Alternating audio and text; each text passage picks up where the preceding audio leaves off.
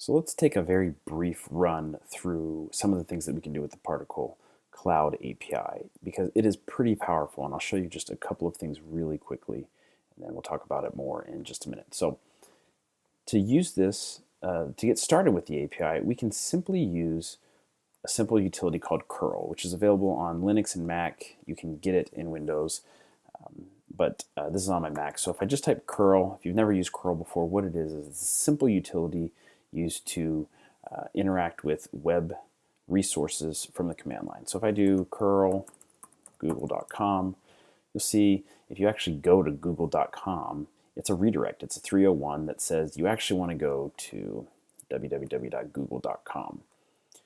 And so I can show you if we do curl www.google.com instead of just google.com, you get the entire web page just right here in your terminal window. And so that's what cURL is. It's a very easy way to interact with web services, specifically REST APIs. You can do gets and posts and put commands. And if you're not familiar with that terminology, don't worry about it. I'll show you this as we go along. So let's clear the window here. So the entire API is built around OAuth authentication and is done with tokens. And so let me show you what happens. First of all, if we just try and curl the API URL, which is always going to be https://api.particle.io, and followed by the version, which in this case is version 1. There is no other version. There's no version 2 yet, but this is the form of the URL that you'll use to connect to the Particle API. And so if I just try to curl that, you'll see that I get error not found. That's actually not a valid REST call on the API.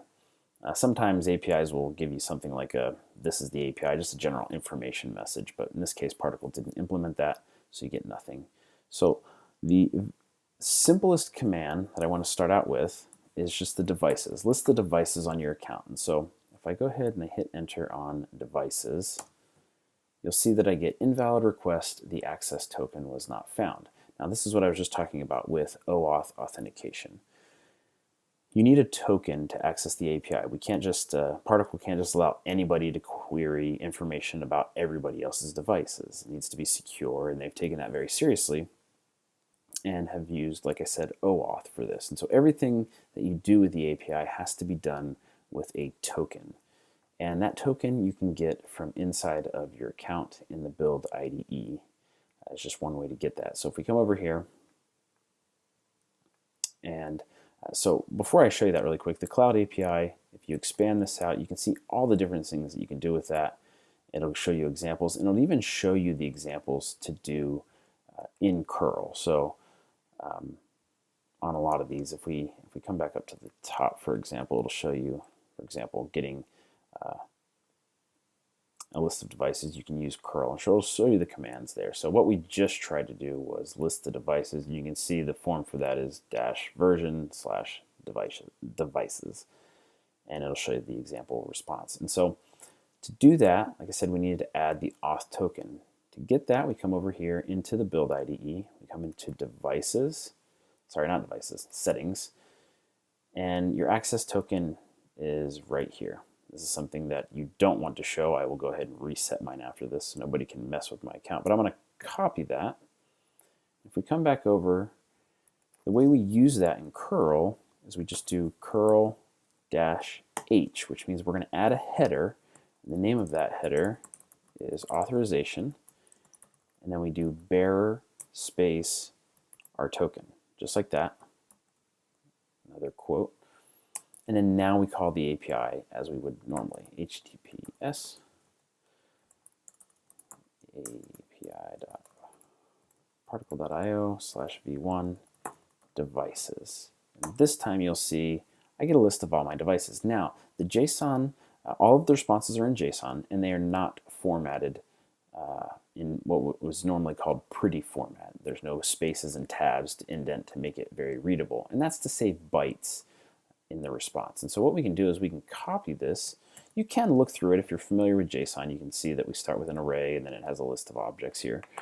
What I like to do is I just copy it over into one of my favorite text editors, Sublime Text. I have a pretty JSON package installed on that. So once I have it pasted in there, all I do is I do Control Command J, and it formats it nicely for me. So I can go through and I can look at all my devices that I have set up.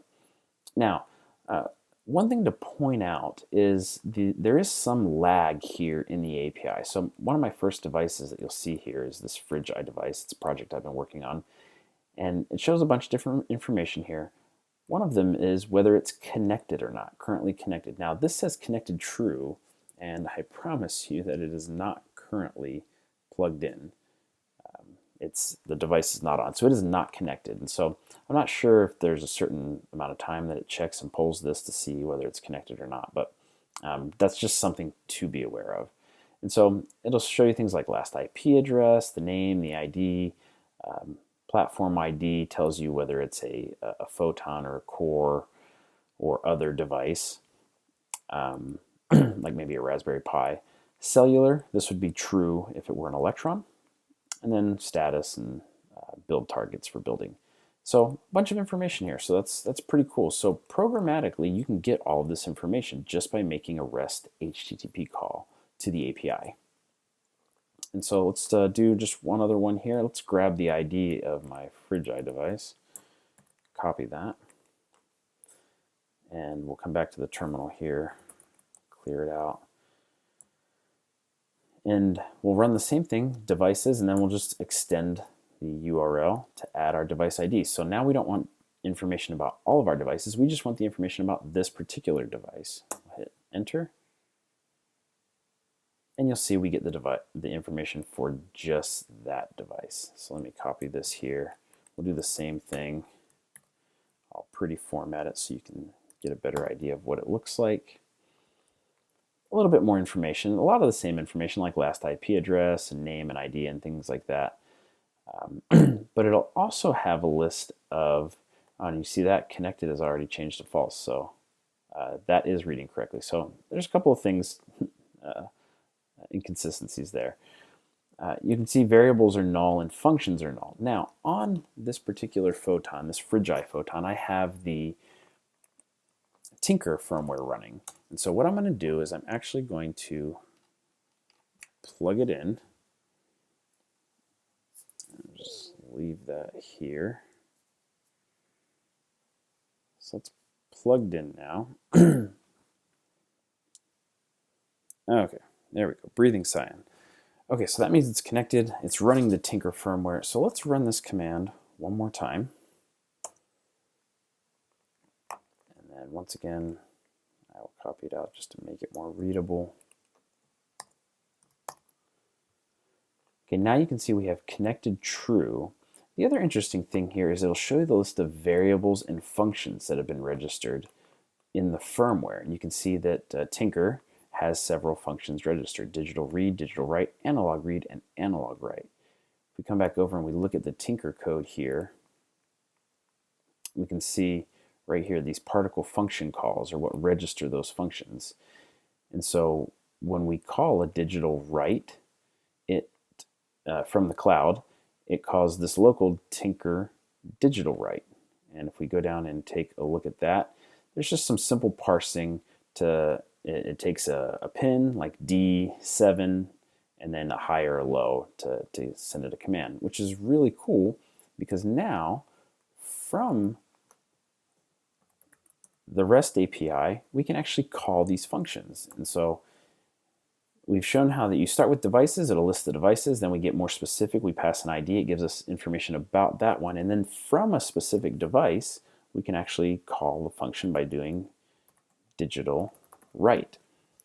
Now we need to send some information to this function to make it work. And the way we do that is we do a -d, we do a space after digital write, -d arg, because arg is the name of the parameter. And real quick before I run this, let me just show you where we're getting this from. If we come back over to the reference and we say under devices, there's call a function. All this is documented, very well documented. We have devices, we pass it the ID and the function name. And then you'll see here the request arguments. We have to pass the device ID. That's part of the URL. The function name is part of the URL. But then we also need to pass this argument or parameter called arg. And that is the data that we want to pass to our function. And so what we are going to pass is we're going to pass D7. I believe this needs to be, no, it does not need to be quoted. D7 high. And that is interpreted by Tinker to say, find digital pin 7 and set it high. So if we look at our device and then we run this,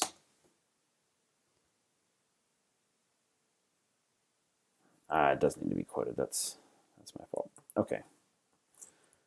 Arg D7 high. Now we hit enter.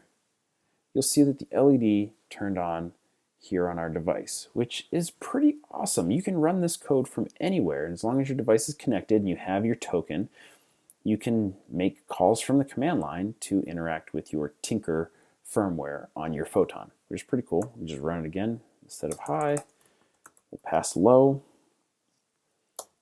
and you'll see the LED turn off. So that is just a small sample of the things that you can do just from the command line using cURL to mess around with your particle devices. This will work on any of the particle devices, the core, photon, electron, even the Raspberry Pi that's running the particle agent. Hope you found this interesting and helpful. If you have any questions, please let me know. You can send me an email, kevin@sidwar.com, or hit me up on Twitter @KevinSidwar. Thanks for watching and happy hacking.